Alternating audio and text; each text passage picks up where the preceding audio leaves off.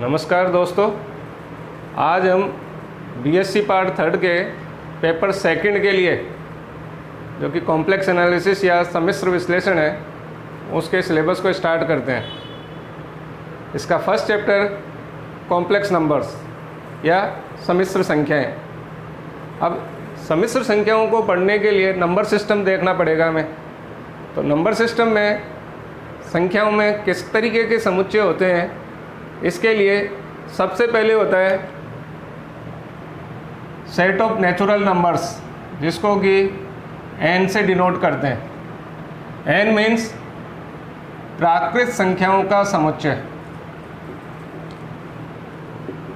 प्राकृत संख्याओं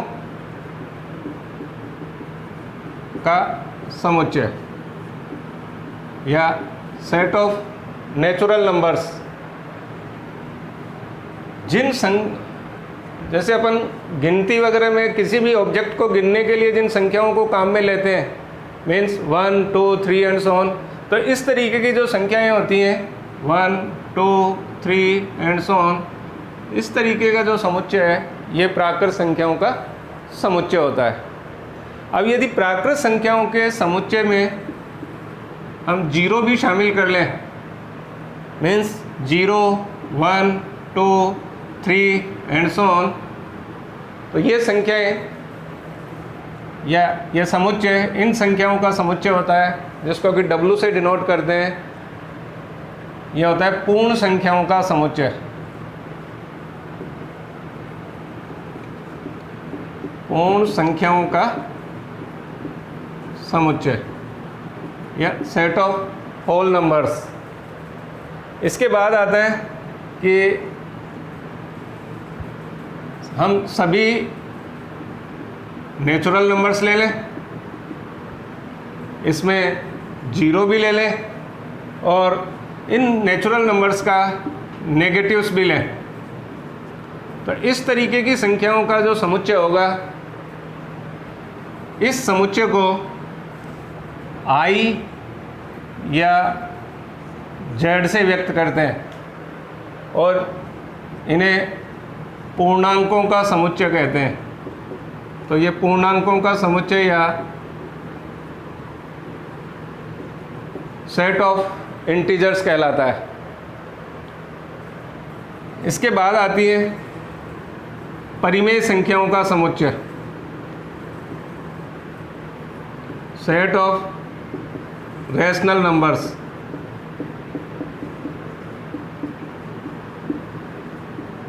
परिमेय संख्याओं के समुच्चय को Q से व्यक्त करते हैं। और ये किस तरीके की संख्याएं होती हैं?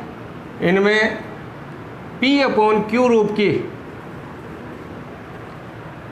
जहाँ P और Q दोनों ही इंटीजर्स हैं, Q के एलिमेंट्स हैं, Z के एलिमेंट्स हैं, और कंडीशन ये होती है कि यहाँ Q 0 के बराबर नहीं होना चाहिए। Q does not equal to 0 and P तथा Q परस्पर अभाज्य संख्याएं हैं। इस तरीके का जो समुच्चय होगा P/Q रूप की संख्याएं, जहाँ P और Q दोनों Z के एलिमेंट्स हैं, पूर्णांक संख्याएं, जहाँ इसका जो डिनोमिनेटर होता है वो 0 नहीं होना चाहिए और P और Q परस्पर अभाज्य हो। इस तरीके की संख्याओं का समुच्चय परिमेय संख्याओं का समुच्चय कहलाता है। इसके बाद आती है कि जो संख्याएं परिमेय नहीं होती हैं उन्हें अपरिमेय संख्याएं कहते हैं। तो ये अपरिमेय संख्याएं या अपरिमेय संख्याओं का समुच्चय, अपरिमेय संख्याओं के समुच्चय को R कॉम्प्लीमेंट Q से व्यक्त करते हैं। और अपरिमेय संख्याएं होती हैं जो संख्याएं परिमेय नहीं हो। इस रूप की जितनी भी संख्याएं होंगी वो अपरिमेय संख्याएं कहलाएंगी। मीन्स जो परिमेय नहीं हो, रैशनल नंबर्स नहीं होंगे, वो इर्रेशनल नंबर्स होंगे। सेट ऑफ इरेशनल नंबर्स को आर कॉम्प्लीमेंट क्यू से व्यक्त करेंगे। अब ये जितनी भी संख्याएं आ गई, natural numbers, whole numbers, integers या रेशनल नंबर और इरेशनल नंबर्स, ये सभी संख्याएं वास्तविक संख्याएं कहलाती हैं और वास्तविक संख्याओं के समुच्चय को आर से व्यक्त करते हैं। आर मीन्स वास्तविक संख्याओं का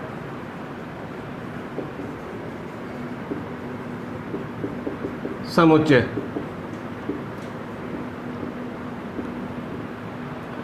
अब है कि जैसे ये नेचुरल नंबर्स हैं, ये इंटीजर्स हैं, तो इंटीजर्स में ये 1 2 3 ये पॉजिटिव इंटीजर्स, तो इसका मतलब है हम प्राकृत संख्याओं का जो समुच्चय है इसको i प्लस या z प्लस से भी व्यक्त कर सकते हैं। इसी तरीके से पूर्ण संख्याओं का जो समुच्चय है इसमें सभी नेचुरल नंबर्स आ रहे हैं और नेचुरल नंबर्स के अलावा जीरो भी है, तो होल नंबर्स के सेट को n यूनियन जीरो से भी व्यक्त कर सकते हैं।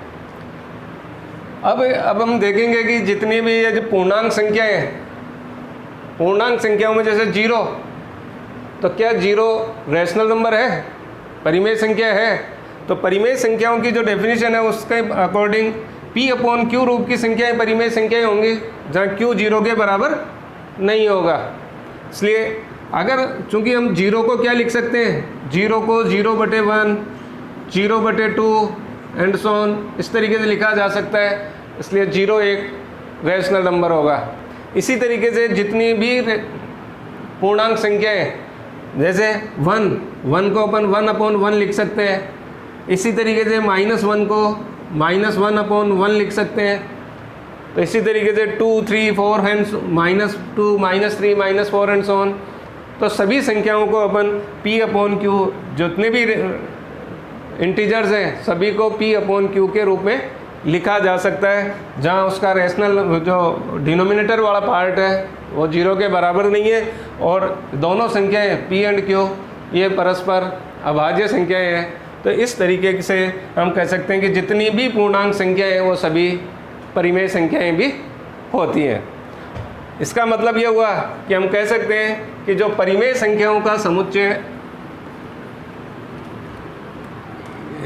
ये जो प्राकृत संख्याओं का समुच्चय है, सभी प्राकृत संख्याएं होल नंबर्स में होंगी, पूर्णांक संख्याएं पूर्ण संख्याएं होंगी, तो n ये W का एक सबसेट होगा, पूर्ण संख्याओं का समुच्चय होगा। इसी तरीके से पूर्ण संख्याओं का जो समुच्चय है वो I या Z का उप समुच्चय है। N W C Z ये सभी Q के सबसेट हैं और ये सभी संख्याएं N W Z या Q ये सभी संख्याएं परिमेय वास्तविक संख्याएं होती हैं, तो ये R का भी सबसेट होगा। संख्याएं भी वास्तविक होती हैं तो ये वास्तविक संख्याओं का भी उप समुच्चय है।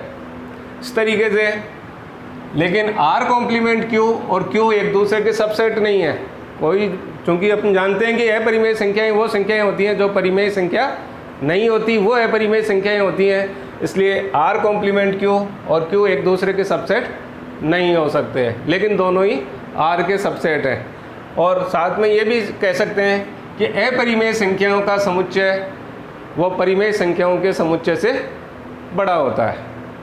अब इन संख्याओं को पढ़ने के बाद अपना आते हैं अपनी जो चैप्टर है उस पे कि सम्मिश्र संख्याएं।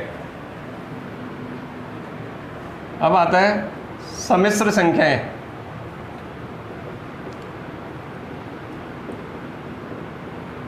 या कॉम्प्लेक्स नंबर। तो कॉम्प्लेक्स नंबर की डेफिनेशन से के लिए कि x plus iota y,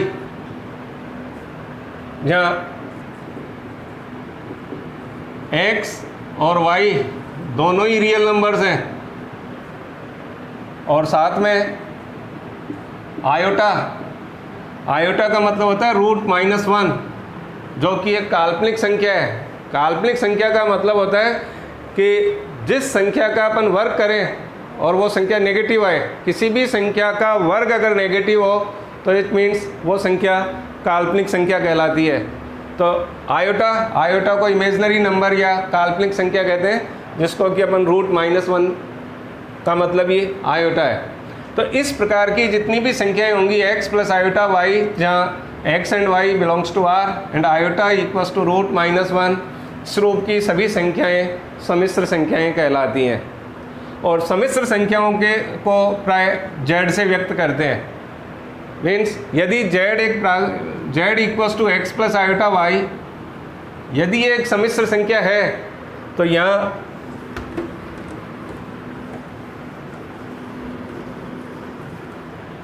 x equal to इस सम्मिश्र संख्या z का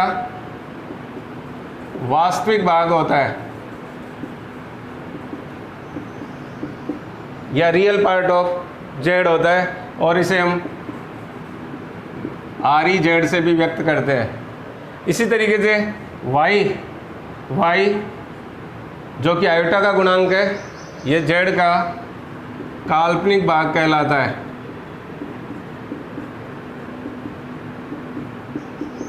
या इसे हम imaginary part of z IMZ से भी व्यक्त करते हैं। तो ये सम्मिश्र संख्याएं हैं। अब यदि मान लिया जाए, ये देखें कि z में यदि किसी भी सम्मिश्र संख्या z equals to x plus iota में यदि x equal to 0 means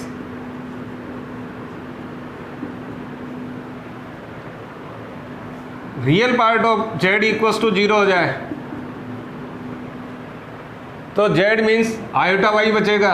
it means इसका मतलब होगा कि z एक विशुद्ध काल्पनिक संख्या होगी।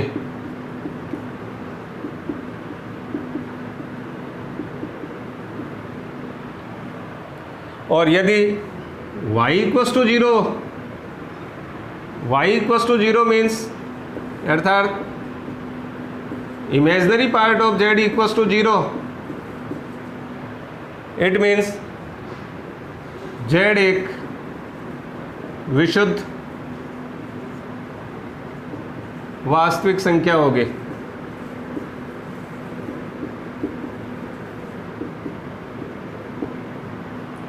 तो इस तरीके से ये सम्मिश्र संख्याएं हैं।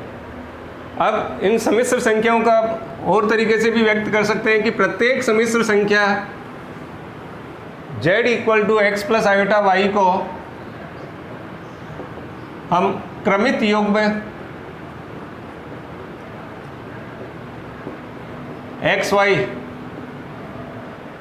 जहाँ इस क्रमित युग्म का first element real part of z होगा और second element imaginary part of z होगा, इस रूप में भी व्यक्त किया जा सकता है कि प्रत्येक सम्मिश्र संख्या को क्रमित युग्म x y के रूप में व्यक्त किया जा सकता है।